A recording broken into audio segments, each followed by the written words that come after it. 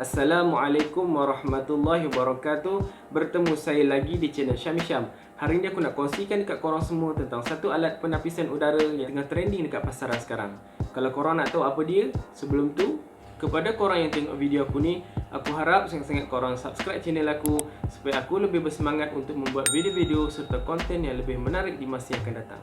Okey, di depan aku sekarang ada Philips Air Purifier Series 800 atau dengan kod model AC0820.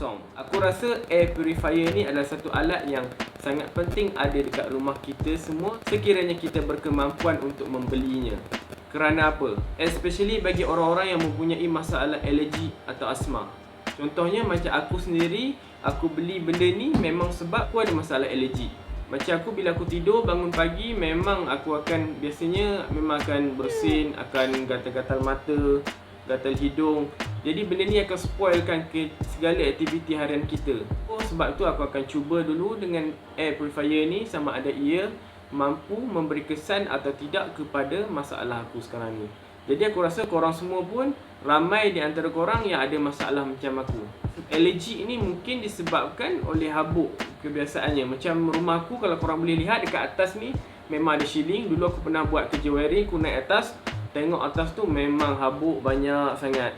Aku beli benda ni dekat Lazada pada harga RM492 selepas diskaun. Kalau korang bijak, korang boleh dapat harga yang lebih murah daripada ini. Aku pernah tengok pada harga RM399 pada masa-masa yang tertentu. Okey, secara teorinya alat ini mampu bekerja di kawasan yang luasnya sehingga 49 meter square dan mampu menghasilkan kadar udara yang bersih sehingga 190 meter padu per jam. So ini dua benda ni memang dua benda yang sangat penting. Sebelum seseorang tu nak beli air purifier, dia akan tengok dulu benda sama ada sesuai atau tidak dengan sesebuah ruang yang kita akan letakkan benda ni. Okey, tanpa membuang banyak masa, aku terus buka. Kita tengok dalam kotak ni apa yang ada. Okey tak okey. Okey, kita buka.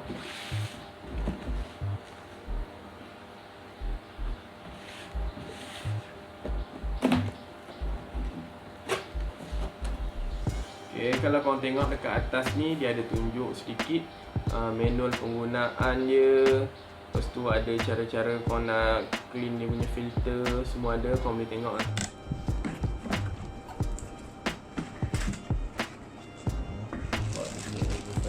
Dan ada ni mungkin dia punya plug atau soket. Ada manual. Okay, first kita tengok alat ni. Memang cantik, bentuk dia, design memang elegan sangat. Jadi korang takkan malu lah kalau nak letak benda ni dekat mana-mana saja kawasan ruang rumah korang, memang sesuai sangat-sangat.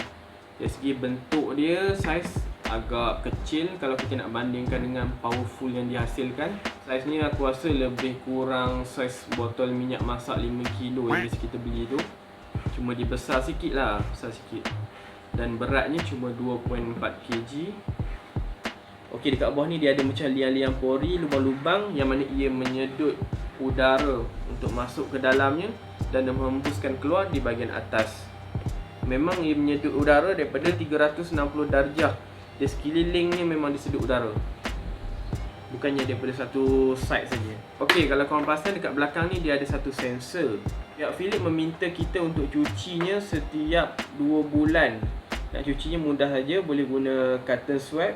Kita guna cotton swab yang lembap dan kita cuci saja setiap 2 bulan. Dekat bawah ni juga ada satu button on off. Kalau kita dah on dekat power supply, kita boleh juga nak off dekat sini, tak ada masalah. Lepas tu dekat bawah ni dia ada satu lubang untuk kita cucuk power supply. Dekat bawah ni ada lubang dia.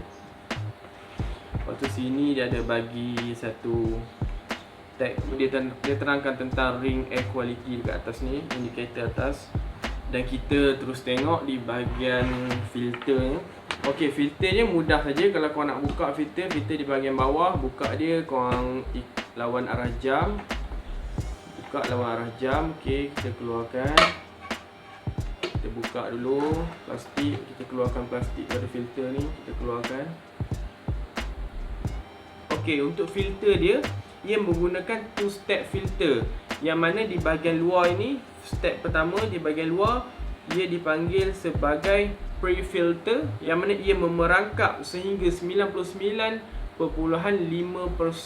segala partikel-partikel halus di udara kita, seperti habuk-habuk di rumah kita, abu rokok, bulu-bulu haiwan, binatang-binatang kecil seperti pepijat dan lain-lainnya lah. Dan kalau korang tengok pula di bahagian dalam ini, ini memang yang orang nak sangat. Bahagian dalam ni dia menggunakan nano HEPA filter, yang mana ia dapat memerangkap sehingga 99.95% partikel yang berada di udara kita, termasuk bakteria, aerosol dan virus. Yang bestnya dekat sini, pihak Philips juga dah cuba ke atas coronavirus. So ini boleh dijadikan sebagai satu inisiatif yang boleh kita ambil untuk mengekang daripada penularannya wabak COVID-19 di kawasan ruang sekitar rumah kita. Dari segi maintenance-nya pula, memang kita mudah untuk dapatkan dia punya filter. Kita boleh beli secara online atas talian. Okay, kita pasang balik. Nak pasang dia mudah je. Kontak macam ni, masukkan dia, lepas tu letak. Okay, untuk kunci dia kita cuma ikut rajam. Okey, dekat atas ni kalau korang dapat lihat, dia cuma menggunakan satu button sahaja. Jadi ini memudahkan kita untuk mengendalikannya. Orang tu memang dia orang tak nak yang banyak-banyak button, yang memang complicated sangat, memang dia orang tak nak. Macam ni, satu button ni memang dia orang suka sangat. Bila kita sekali klik, maka ia akan berjalan dalam mode automatic. Bila kita klik kali kedua, ia akan running dalam mode turbo. Maksudnya ia adalah mode yang maksimum menghasilkan kuasanya. Memang sangat kuat. Kalau turbo memang sangat kuat angin dia. Lepas tu kalau kita klik sekali lagi, ia running dalam keadaan mode sleep, mode tidur, senyap. Okay. Kalau korang perasan, memang tak ada bunyinya. Kadar bunyi yang dihasilkan cuma sekitar 31 decibel. Yang mana yang korang nak tahu, 31 decibel tu adalah kekuatan sama seperti bunyi seseorang sedang berbisik. Memang slow. Okey, dalam mode turbo pula, kalau korang boleh dengar, bunyi dia agak kuat sedikit, tapi tidak keterlaluan. Bagi aku biasa-biasa je. Bunyi yang dihasilkan mengikut apa yang telah dikatakan oleh pihak Philips, cuma sekitar 65 decibel. Okey, dekat atas ni kalau korang nampak, korang perasan dia ada satu coloring yang mana ia menunjukkan secara live kadar kualiti udara di kawasan ruang ia ditempatkan. So kalau ia berwarna merah, memang kualiti udara situ memang sangat teruk. Kalau ia bertukar berwarna orange, itu juga dikatakan agak teruk. Dan apabila ia bertukar berwarna purple, boleh dikatakan okey-okey je. Okey lah, okey-okey je, agak baik. Dan apabila ia berwarna biru, maka itu adalah udara yang terbaik. Okey, sesimpel-simpelnya dekat atas ni, sebenarnya Philips menempatkan satu ikon filter change, yang mana kita boleh tahu bila masa yang sesuai untuk kita tukar dia punya filter. So kita tak perlu lagi lah nak tulis-tulis bila kita nak tukar dia punya filter. Bila dia naik je filter change ni, kita terus tukar je. Kalau mengikut apa yang dikatakan oleh Philips, filternya perlu ditukar dalam tempoh 6 hingga 12 bulan. So kita akan tahulah bila masa yang terbaik dan masa yang sesuai untuk kita tukar dia punya filter. Okay, lastly, kenapa korang rasa benda ni trending? Aku rasa sebab benda ni ramai yang dah anggap sekarang ni satu keperluan yang wajib ada dekat rumah kita semasa pandemik COVID-19 sedang menyerang kita. Dan yang kedua, ini adalah pilihan yang terbaik pada harga bajet yang ada di pasaran buat masa sekarang ini. Korang boleh fikir-fikirkan sama ada alat ini sesuai atau tidak dengan korang.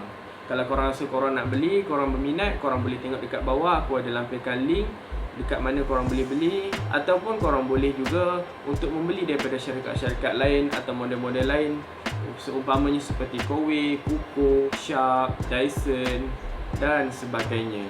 Tak kisahlah apa-apa jenama pun, asalkan dapat menghasilkan udara yang bersih kepada persekitaran kita. Mungkin sampai di sini saja video aku kali ini. Kalau korang ada sebarang pertanyaan, korang boleh komen dekat bawah. Kalau korang suka dengan video aku, korang boleh like, korang share. Dan aku harap sangat-sangat korang subscribe channel aku.